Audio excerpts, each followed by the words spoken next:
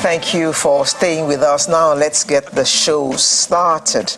The federal government activated its national response plan ahead of what is expected to be another round of annual flooding related to climate change, putting several states on the alert.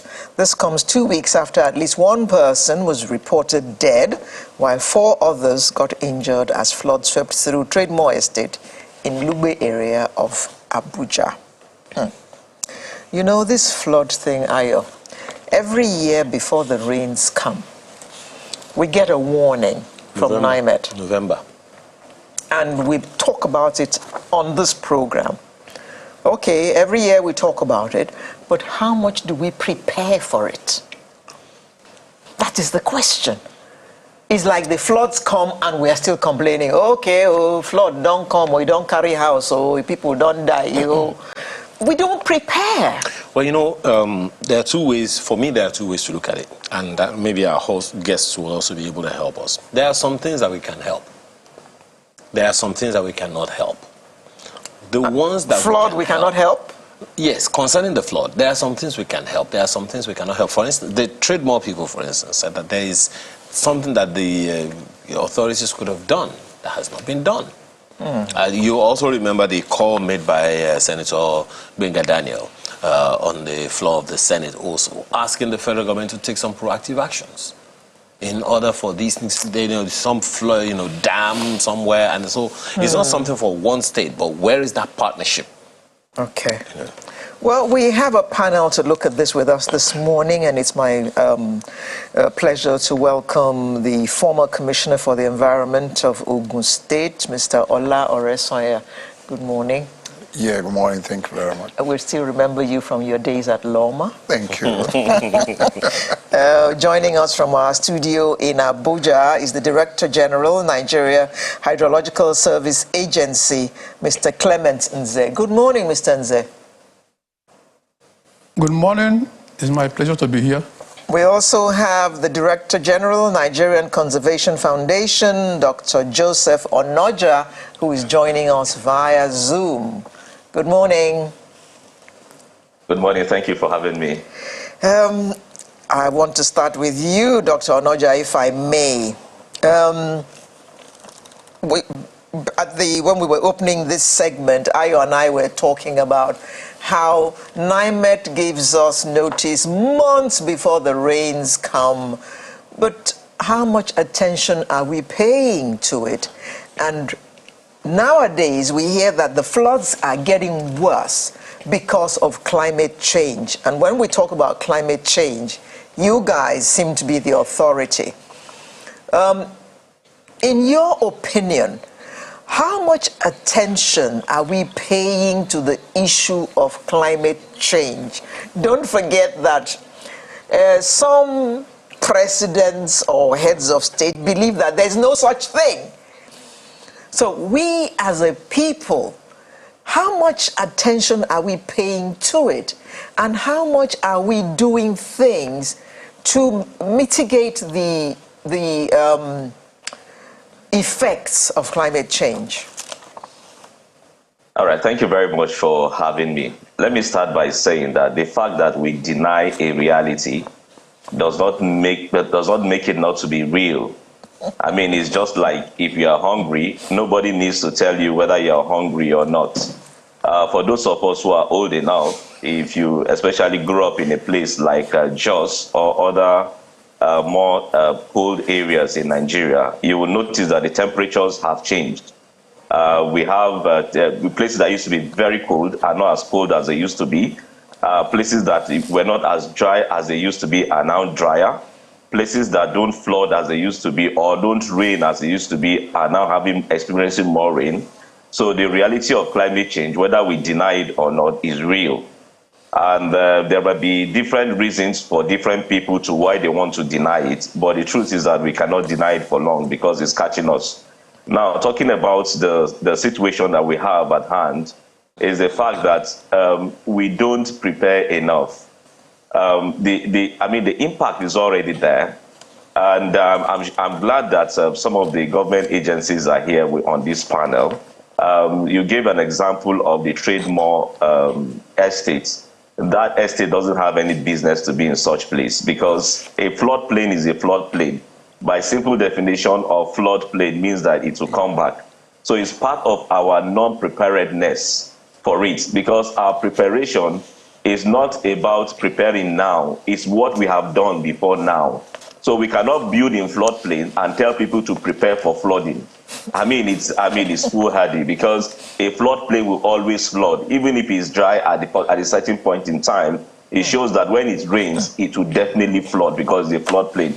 So in terms of our preparation, our lack of preparation, and then coupled with the exhibition and the way that climate change exacerbates everything now, makes it even more difficult for us to be able to mitigate anything or adapt to any impact that climate change will have on the increasing occurrences of flooding that we used to see in the country. So to answer your question directly, climate change is real and it's exacerbating what we're experiencing. And currently we have the World Meteorological Organization have brought up the alert that we are in the El Nino season. And El Nino will increase whatever has been happening. In some areas, it will be drier. And in some areas where we have flood, where we are prone to much rain, the rains will increase. And for coastal areas like, we have 852 coastline of Nigeria, most of them are going to experience increased wave surge that are going to continue to hit on the land, especially areas like Ayetoro in Ondo State and other coastal towns. So these are just to set the pace for this discussion. And I'm sure we'll talk more on that as the program goes on. Mr. Resaya, you are the former commissioner for the environment in Ogun State. From your he mentioned floodplains, and he also mentioned Trademore Estate in Abuja.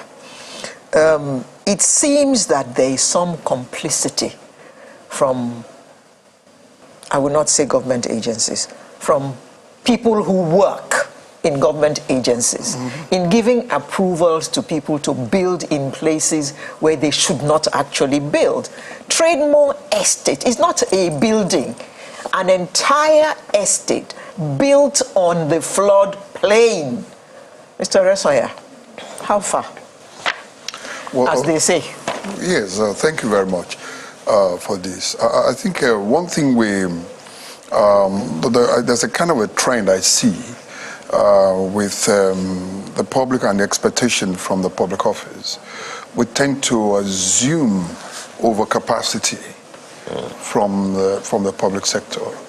And whereas you have a lot of knowledge gaps, even within the public sector. I've been in the public sector for a long time, and I see a lot of this, even at the decision-taking levels. You have the technocrats, and you have the politicians. The politicians come with the policies, and even there are times the professionals will give certain information. Political decision may override that. So, and usually the consequence come. The political decision, the fellow that took the decision will have left, and will be left with the impact of those decisions. For most of these estates, for most of these settlements, even if the professionals within the ministry will have given advice against it, probably you have somebody who will tell you that it's the minister's brother, it's the president's brother, and they must just approve that area. And this happens a lot in government, and I think things will have to change. We must change this, because by the time the impact will come, okay, it will deprive us of even the public funds. You'll start sending NEMA there to go and start delivering things, and it is the taxpayers that will pay for the consequence of this. So things will have to change, and I want to believe that we'll keep improving because of these realities of some of the consequences of wrong decisions that we take at the public office. So we need to put our best legs in the public office. You know, what shocks me about this is the institutions, some other institutions that are aligned in this conversation. For instance, from reports available to us, Nigeria Police has more than 100 units in that estate. According to the Estates Association, about 90% or more of the houses on that estate were funded by the Federal Mortgage Bank of Nigeria.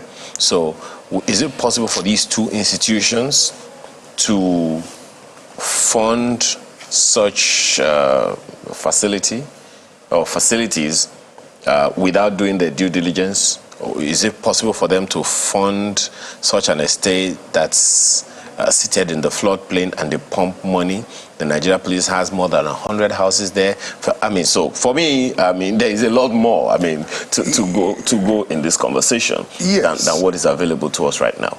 Yes, it's possible. For example, the tools for taking decisions. All right, one of it there's a flood vulnerability mapping. For any city, you must have that mapping.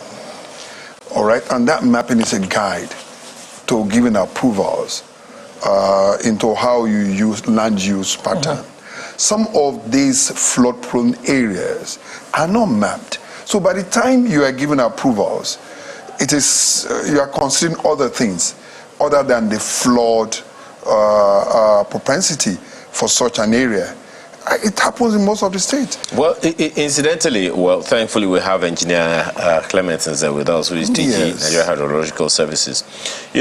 Sir, we have, from time to time when the announcements need to be made, you have come on our station, graciously inform us that, look, these are the things that we need to do.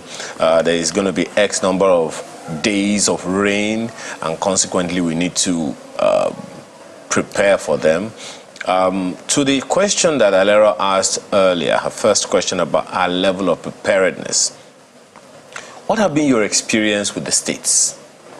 Because at the end of the day, it is in the states that these things happen. The federal government can only do as much, but without the active involvement of the state governments, the apparatus of each state, there really is little that can be done. The example of last year, the flooding in Bayelsa, in Kogi, and a number of other states, is definitely something we can't forget in a hurry. So, speaking about the level of involvement or commitment of state governments across board, what would you say is their level of interest in deploying resources to ensure that we do not have massive flooding that we've had in recent time?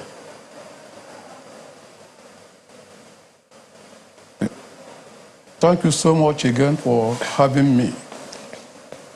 I know the theme for this discussion, you talk about preparing for the 2023 flood.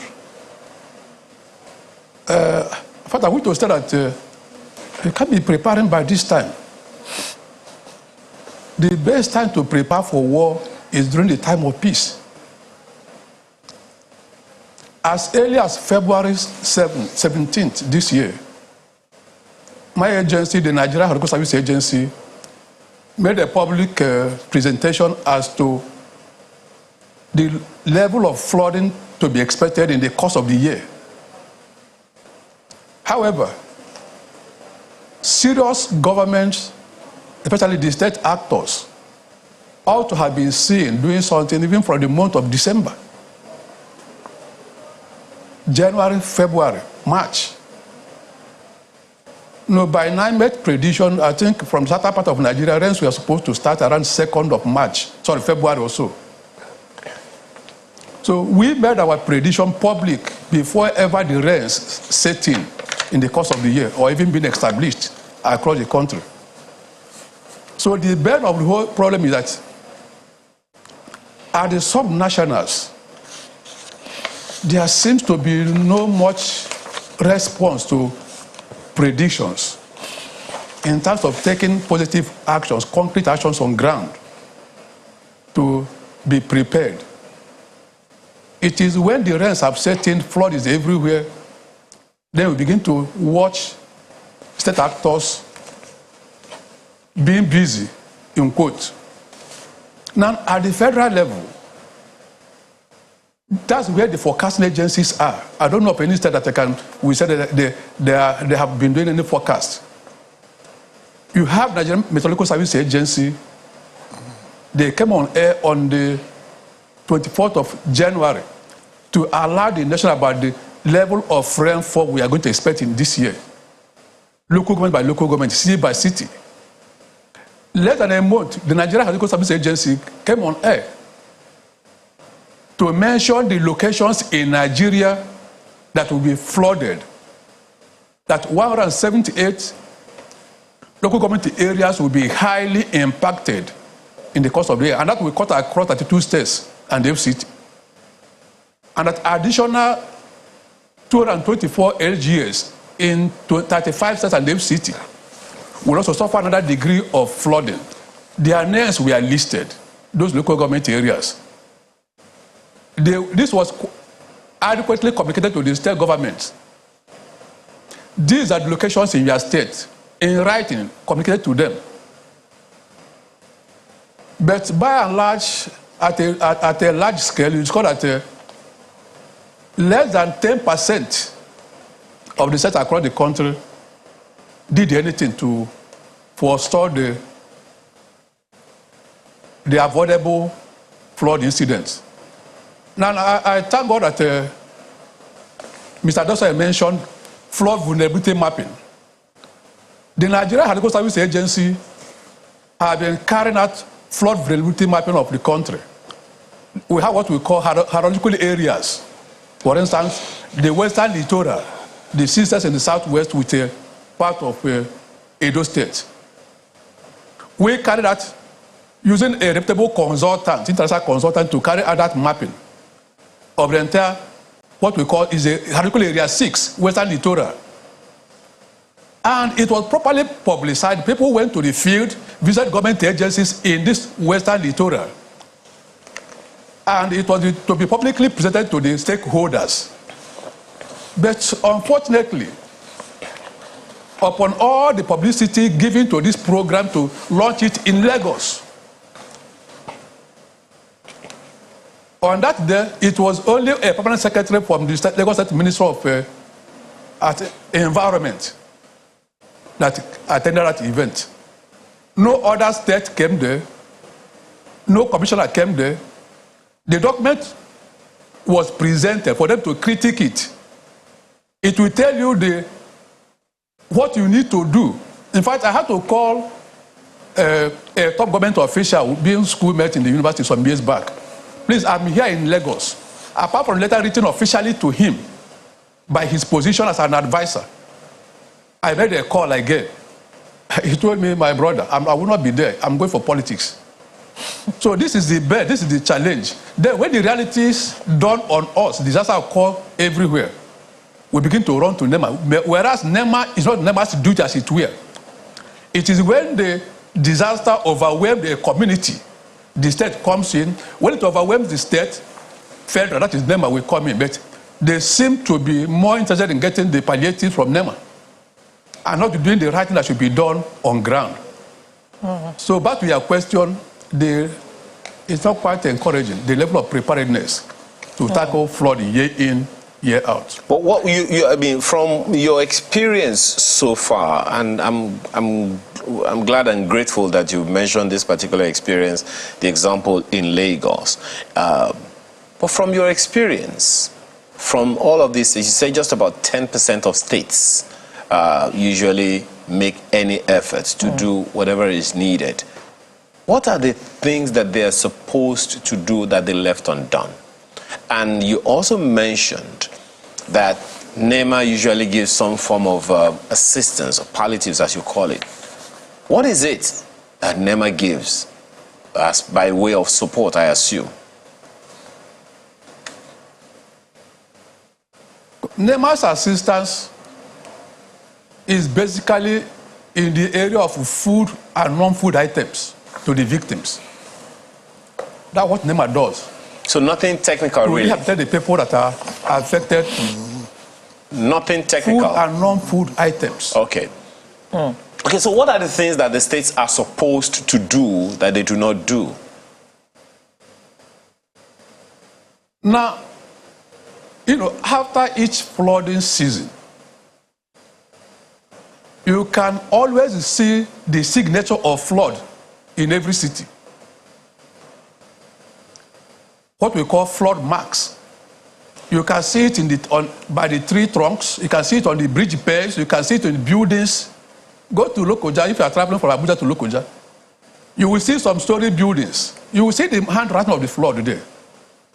Even if you are a blind person, you will see it. Why not remove those structures that flood has told you, this is my pathway, I have to pass through here? Okay, Engineer Eze, give us an example. Just 1 second. 2 critical examples. What happened in Bayelsa and what happened in Kogi, just those 2 states. What are the things that the 2 state governments at the least should have done or should do to ensure that we do not have anything close to what happened last year? Well, you cannot avoid flood, so to say, but you can reduce the impact of it. That is disaster aspect of it. Exactly. Now, look, taking into account the 2 states you have mentioned, they are in a precarious location. Kogi State, for instance, is the epicenter or the meeting point of the 2 rivers, Niger and Benue. And these days, globally, we talk about developing resilience. We talk about trying to find a way to adapt. One way of doing this, as early as possible, evacuate the people from those flood-prone areas. There has to be some measure of adaptation. Take them where? What you can now put in your own developmental agenda in your state with regards to flood. How will the people adapt to this situation? Evacuate people from the flood plains. Bayelsa, for instance, is whatever happens, there are what we call Niger Basin. Niger Basin, 9 countries in the West and Central Africa. What that happens in terms of flood, from Guinea-Conakry to Chad, Guinea-Conakry to Mali, to Niger, to Benin Republic on the River Niger axis, and then flow from Burkina Faso and Cote d'Ivoire on the River Niger axis, and then River Benue from Cameroon, and inflow from Chad. They will all meet in Lokoja. And before they exit into the Atlantic Ocean, they must pass through Bayelsa and other states in the south-south. So the best you can do is find a way to adapt. Find a way to develop resilience of your people. Evacuate people at a certain critical time of the year. Let them be safe. And then there are little small rivers within these states. You can deseed these rivers to increase the carrying capacity. Deseed the rivers so that the flood will find more space. And you can construct some structures within the banks or within the shores of these rivers or even the ocean to push back. Like Bayelsa is maybe about 2.5 meters above the sea level in Bayelsa. Find a way to reduce what could be coming in from the ocean, upland. Okay. So there's a lot of things that could be done at the right time to forestall the negative impact of flooding. Evacuate the people. I recall in Kogi State, for instance, and actually across the states, about 24 states, the federal government built what we call maybe flood hostels for people to go and stay during this period. Those hostels, 48 of them, 2 per state, that are critical with regard to flood. We have made several efforts. This was done under the Pressure Committee of Flood Relief and Rehabilitation, co-chaired by Aliko Dangote and Olusegun San. States are being pleaded to make use of these hostels, work with the federal government. There are clinics in those places, there are boreholes and so many things there. States should be able to help work with the federal government in those locations to ensure that at this point in time, evacuate the citizens, your citizens to those places. Don't leave it to the state. Most of the time, those places are lying fallow. The clinics have been, we've been urging the state government, take ownership of these clinics in these locations. Okay. Let it, after the flooding season, it can serve you in your state for your citizens to go and take medical care. But nothing is done year in, year out. Okay. Everything left to the federal government to do. Okay. Dr. Onoja, let me bring you in at this point. We can't talk about flooding without mentioning drainage. From what you have noticed, are the new settlements, the new areas being built up, are they equipped with adequate drainages? And two, those that are already built up, are the drainages being maintained such that when floods come, the drainage channels actually do their jobs? All right, thank you very much. First of all, let me dial back to what Mr. Nze said. From what he said clearly, it shows that it's not lack of probably planning or the proper documentation that we have. It shows that we have the vulnerability mapping, flood vulnerability mapping, and I'm sure cities have urban plan. The environment is planned, or the cities are planned. So if you superimpose the planned city and then the vulnerability mapping on top of each other, you will see clearly where people are not supposed to build or where construction is not supposed to go on. And let me state this clearly, that please, it is not a crime for an area to be left green or a wetland to be left the way it is. It is not a crime, because it's like in Nigeria, when we see areas that are clear, that are left alone, we think that they are wasting also. No, it is not a crime. Now, coming to your question about cities that are, recent cities that are coming up. Unfortunately, some of those cities are not well planned, even with the lessons that we have learned from these places that are being flooded. We don't have good drainage systems that in some of those cities or some of those areas that are coming up, and which are supposed to be an opportunity for us to correct the wrongs that have been done in the older cities or in the older areas that are already built. So it behoves on developers to ensure that we put flooding into recognition, especially now that we are seeing an increase in the incidence of flood. Now, talking about the older cities, I must tell you that some of the drainage plans have been distorted. And I'll bring our center, the Lekki Conservation Center, as a case study. Now, the Lekki Conservation Center these days, we take a lot more water than we are designed to take. Why? Because the drainage master plan of the Lekki area has been distorted. Our center is supposed to serve as a buffer to collect excess water and release it gradually into the creeks that goes into the lagoon.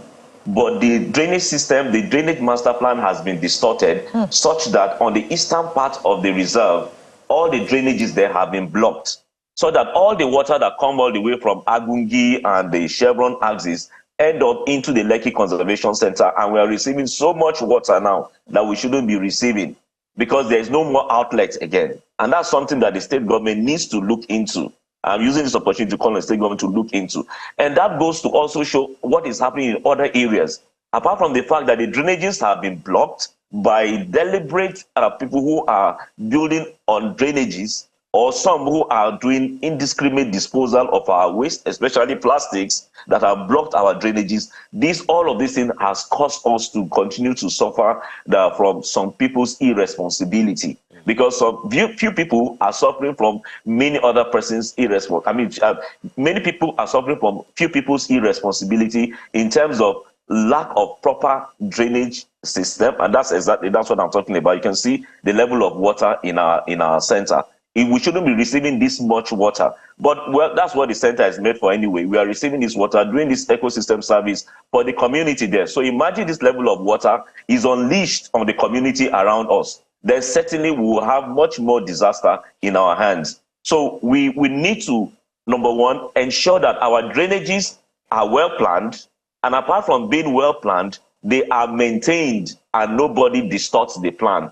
Because we find people building on drainages and distorting the drainage master plan in areas. And areas that are being developed newly, we should ensure that the amount, number one, if you've done your vulnerability mapping, you will be able to know how much water you'll be receiving in that area, and that will determine the level or the depth of drainage or the system of drainage that should be in those areas, which I'm not sure many developers are taking into consideration. And I call on the state government and its agencies to ensure that this is enforced. If not, majority will suffer, as I said, for some few people's irresponsibility. Well, Mr. Aresoya, you have been Commissioner for Lagos, for Environment in Lagos. Now you have also been Commissioner for the Environment in Ogun State. I see that you are worried. You cited a problem the other time of people using their privileged positions and access to overrule some of these things. But is there anything you can say to the issues that he's just raised about some people distorting the urban master plan? Well, thank you very much. Once again, let me, by way of correction, I was not Commissioner for Environment in Lagos, okay, but the Managing Director of Lawma. I was in charge of West Good, all right. Yes, I've listened to those comments out there, but let me start from even understanding what the subject matter here. Flood. Flood is a consequence of mismanagement of stormwater. Okay, it's a consequence. It's a negative word. Okay, the word flood is as a result of mismanagement of stormwater that must definitely come, and it also come as a result of probably natural events, which probably sea level rise that will impede the flow of your stormwater really into the collector bodies. Now, looking at decision taking and the rest of it, one thing is knowledge. I listened to the DG Nimet about knowledge that been released to subnationals, and not much is being done with those knowledge. I tell you, one thing is knowledge, another thing is the capacity to be able to apply this knowledge to solve problems. There's a capacity gap. Whose capacity? Are the subnationals. Authorities. Yes, it's in applying this knowledge and being able to relate your decision of today with the consequence of tomorrow. All right, even if you have a self-interest, you need to have a bigger, larger picture. You need to take right decisions. All right, and I listened to him also talking about his frustration, not getting the right people to attend the program. Well, I would just want to tell him that, well, not holding forth for the policy holders that avoided them, but we need to know that during election year, you're talking to a politician, during election year, you have to be very careful. He's more interested in his re-election than in this. So I think what NIMET should have done, what hydrological service agency should have done was to look at after election and to bring out this all very early in December to have done this program. Maybe more office holders will have attended the program. But then this information, we can still disperse it. You have the permanent secretaries in those ministries who are there, who actually will take these decisions. Now, talking about drainage being distorted and the rest of it. Yeah, these are the kind of things. Because most of these policy managers don't really understand the essence of these conservation zones. It's like, oh, there's an empty land there. And the first thing that comes is the economic value. Look, and usually these threats come within the urban center. So this encroachment within these wetlands, and these wetlands are the real recharge zone for underground water, and they are receptacles for the tidal balancing. When you have a high tide, these wetlands are to receive the body of water to hold forth and allow it to regress when you have the low tide. You have many areas in most of our cities, all right? Especially everybody wants to build and see the seaside and see the seafront. And doing that, yes, you can do that. But then there must have been a digital elevation modeling that should have been done that will tell you at what level you can build in that area.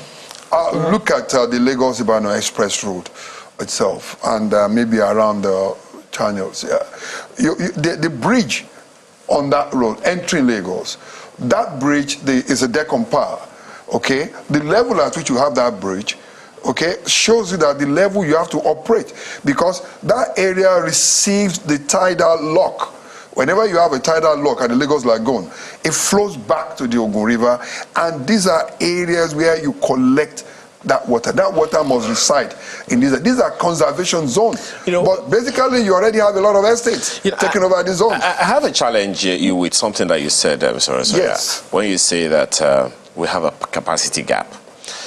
You have governed the Ministry of Environment in Ogun State. Right. I have a feeling, I have never worked anywhere there, but I have a feeling that most of the people who would populate these ministries will be subject matter experts of sorts. You can't put, for instance, someone who is a master in agriculture and put the person in the aviation ministry. So I would assume that the people who work within the ministries, they are subject matter experts. They know what to do. Yeah. But so when you say we have a capacity gap, I would like to understand what you mean. Okay, because it is not because they don't know what to do. That's my belief. It's not because they don't know what to do. Whether or not it gets done as and when, that's, I think, is the challenge here. Well, we're talking about capacity gap. It's probably not the technocrats. You have technocrats in most of these organizations. But now you have two levels of people working in most of the institutions. You have the politicians, who are the policy drivers, and you have the technocrats. All right, policy makers come, the politicians will come with their own interest. All right, and the technocrats will be able to analyze it and give you the right thing. So you always have to be able to relate the consequence of your political decisions and match it with the technical advice. If there's a gap in here, all right, you always have this problem. Talking about building an estate, and the flood engineers tell you you cannot build in that area. That's the area supposed to be the conservation zone. And the political office holder looks at the amount of money that's going to be paid for the state government over there. So you have a lot of conflict of interest in that area. I'm not talking about my state alone. I'm talking generally. Okay. These are things that happen in public office. I'm sorry, I know that we have two other guests, but yes. My head is just buzzing about something that Engineer Nze said about relocating people. Right. If memory serves me right, and you're in a good enough position to be able to assist me if I fail here, that at some point, people had to be moved from the old Lagos Island to what they call the new Lagos, which is now called Surulere. There must have been a reason for that. Yeah. So, is it impossible, absolutely impossible, to relocate people from flood areas? I ask that because flying over Nigeria, from one state to the other, from one locality to the other, you see green lands all over the place. Yeah. And I'm wondering, why should we be having loss of life? Why should we have loss of lives when there is a flooding? Why we have these lush green areas that are not as flooded? Is it so difficult? Well, yes, it's very difficult. I mean, relocating, human settlements, it's not an easy thing. The Lagos one that you refer to, moving from Lagos Island to Surulere, it was not for flood reasons. All right, it was because that was the new federal territory then that has to, yes, so it was not for flood reason. Yeah, now, I agree, but I'm just saying at least for whatever reason. For whatever reason, people were migrated. Yes. It is not easy. It is not easy. A resettlement plan is a very, very complicated thing. Now, majority of the people that are settled in the wetland, that you have them blocking this channel, majority these days you find out that they're there without approvals. The Kogi State, the Kotonkafi area, for example, you have a lot of people who were initially maybe fishermen and they were all wanted to settle beside the Niger River. They settled within that valley, and over time, yes, maybe government should have stopped them, okay, from multiplying, but over time they were left alone, and by the time you stay in a place for more than 10 years, you already have a legal title. All right, now moving those people out, it's a major problem. Okay, engineers, having heard this, how else, any other option that you think government can look at if, as you've heard Mr. Resenya say, relocating people from danger zones, let's call it that, is such a job of work? That's quite correct. To relocate people from their natural environment where they have lived for decades to a new place is not an easy assignment. I alluded to that when you talk of finding a way to adapt. Find a way to adapt. Some years back, I think 2014, Niger State government talked about the provision they have for their citizens who live and do their businesses within the banks of River Niger, what they call wet housing and dry housing schemes. We know the period of flood, maybe for 3 months, depending on the location. Provision could be made for people to move, possibly transact their business in the daytime within those flood plains, whether they are fishermen or whatever thing they do there. And then they finish, they go upland. Now, during this period of flooding, say, depending on the location, maybe for about 3 months. So that they will not have their critical items and livelihood being kept in a place that is vulnerable to flooding. So that's the issue of adaptation, finding a way to live with it. Like we talk about climate change has come to stay with us. The best we can do is to develop resilience, find a way to adapt, that after the end of the day, you can come back to your normal life after the flooding cycle. Okay. Well, Dr. But to Onoja, move people completely out of their is difficult. Okay. Well, Dr. Onoja, I saw a list. I'm pretty sure you've seen it. Everyone on this panel must have seen it as well. To the video, actually, of the top 10 sinking cities of the world. Unfortunately, I found Lagos on that list. What can be done in the immediate, in the medium term or in the long term to secure maybe the state or the people? Well, there are serious engineering work that should be done, but there are some that we can start off immediately. Because if we allow them to stay for long, then it becomes even more difficult to be able to do.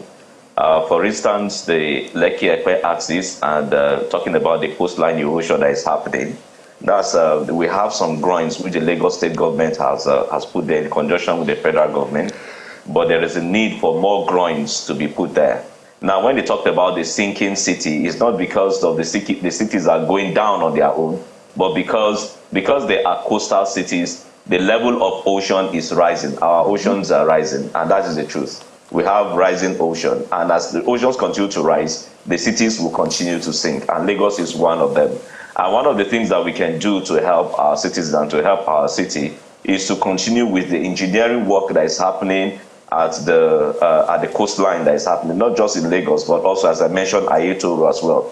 And apart from that, we need to continue to maintain these green areas. Now, these green areas help us to be able to, it's part of the adaptation measures. Now, you see, when we talk about disaster management, we have, first of all, mitigation. Mitigation is like stopping something from happening. Now, if you pass the stage of mitigation, then you are talking about adaptation. Now, if you cannot adapt, that's where you want to build resilience. Now, most times we are between adaptation and resilience building. That is where we are at that stage as we are in the resilience building chapter in this sinking cities scenario. And that is where serious, well thought out engineering plans have to come up to secure the vulnerable areas, especially areas that are closer to the coastline. And then people should stop henceforth any deteriorative effects or activities that they are doing on especially with as we have talking about development that are going on in vulnerable areas. Because when you develop those vulnerable areas that are supposed to provide protection to the generality of people, it makes everybody now vulnerable to all of these things. So we need to stop developing those areas and continue to build strong engineering structures that will be able to help us. And that's the stage we are currently, because we have destroyed the green infrastructure that was supposed to help provide that kind of buffer to us. For instance, most of our mangroves are destroyed. And our mangroves are put there to be able to break the current from the ocean. But most of these mangroves have been destroyed. Okay. And because they have been destroyed, then we have to put on engineering infrastructure, that's brown infrastructure, to be able to build that resilience. Mr. Nze, today is the 8th of July. How much more rain are we expecting? You did say that it was too late for us to prepare for the floods, that we should have started preparing since December, January, February. Okay, the rains have come, but are we expecting more than we have had already? Usually, annually, the critical months of the flood incident in Nigeria are the months of July, August, and September. Okay. In fact, last year it was a terrible one that as late as October, it was still heavy. Okay. So we are still far away from seeing the end of it. Okay. Mr. So the Nze, critical months of flooding in Nigeria, or rainfall in Nigeria, July, August, and September. okay. So the rains And are again, still during coming. this period, The rains are still coming, and they're going to get heavier. exactly, They're going to get heavier. exactly. So we have not adequately prepared, but surely there's still some things that we can do so we don't get carried away with the floods.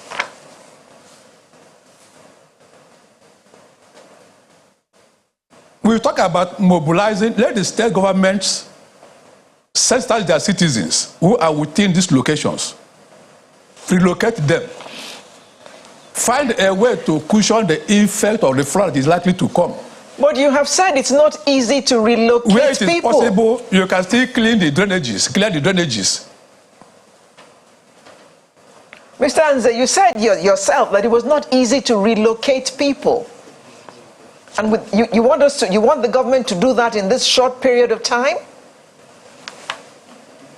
Now, what I mentioned, an example that happened in Niger State.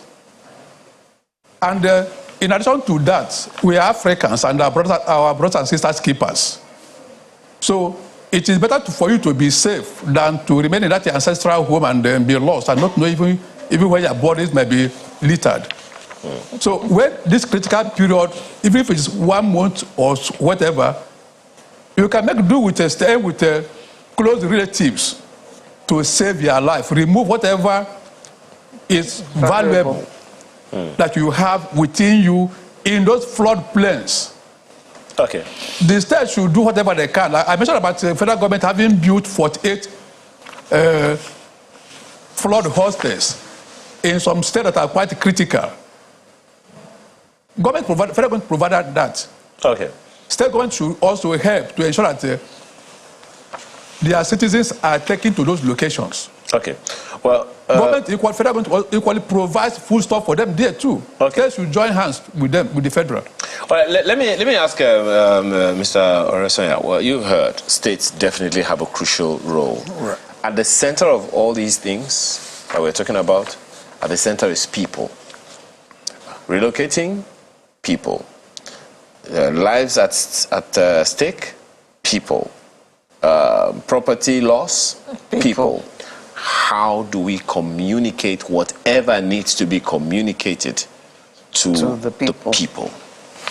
Well, I think what we can do quickly now for most of the states, all right, is to have what we call the flood response agencies or flood response units. Do we have them?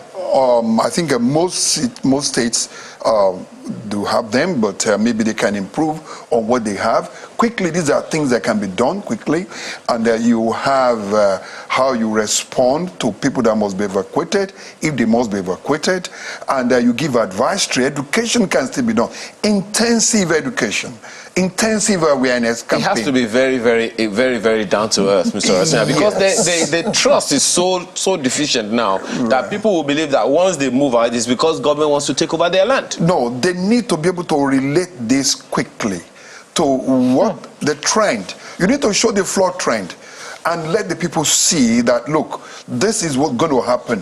Whether they believe you or not, the state must respond. There must not be loss of life. Then, apart from that, we're not talking about a great loss of agricultural production. Food. Yeah. Food. We need to give advice to farmers so that we don't lose the farmlands now. There's a whole lot that can still be done between now and when you have, the flood, the prediction, the arrival trend. Okay, we need to give advice to people on arrival trend of this flood. The flood that will come, when the flood will be at your location, and what you should do. These are things that can still be done quickly by the state government. And the national government needs to handle this because it's a transboundary issue. And the national government should not wait for lamentation by NEMA to start now giving blanket and start giving food. That is not it. We should prevent that. We should prevent that. We should give education. And at the national level, quickly, these are transboundary issues. We should be able to plot arrival time of flood for each location, for each state, so that each state must know in the next 1 week, this level of flood is coming. Rainfall does not mean flood. Because they're going to have high rainfall does not mean you're going to have a flood. It is when you don't manage your stormwater properly, that is when it becomes flood and it becomes devastating. So action will be taken. National Orientation Agency, where are you? In Abuja. We should not wait for people to die before we begin to look for what to do. We've got advice from the experts now. We didn't start early, fine, but there's still a few things we can do that can help save lives. NOA and the other agencies, Atoto Ariri, here we come. Thank you very much. I'd like to thank our panel made up of the former Commissioner for the Environment of Ogun State, Mr. Ola Oresanya. Mr. Clement is Director General, Nigeria Hydrological Services Agency, as well as Dr. Joseph Onoja, Director General, Nigerian Conservation Foundation. Thank you very much for coming to share your insights with us. I sincerely hope that those who are supposed to do things to save lives this season were listening to this conversation and will rise up to the occasion. Sunrise will be back in just a moment with another interesting conversation. Do make sure that you join us.